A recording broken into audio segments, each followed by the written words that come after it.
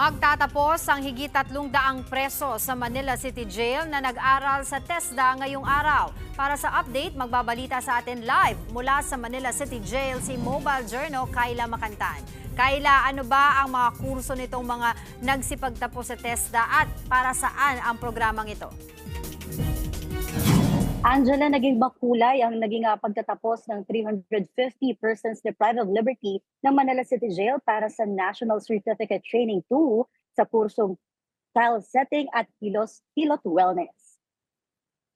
July 31 itong nakaraang taon, nagsimula ang kanilang programa na may written and practical evaluations sa ilalim ng TESDA at TechVox Skills. Iba't ibang awards din ang iginawad sa kanila para sa pinamalas nilang interes at pagsusumikap sa natapos na pagsasanay.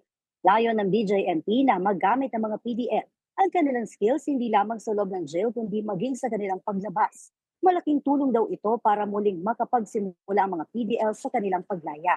May ilang laya rin ang bumalik ngayong araw para dumalo ng kanilang graduation rites. At syempre, present din ang mga kaanak ng PDLs para masaksihan ang proud moment. Para sa mga PDLs, malaking tulong sa kanila mga libreng skills training kagaya nito na nagiging libangan na rin nila.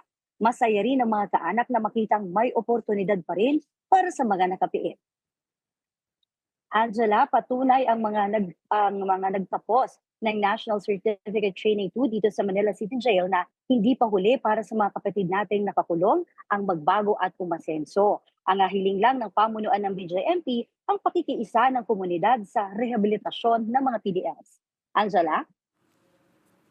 Maraming salamat, Mobile Journal Kayla Macantan.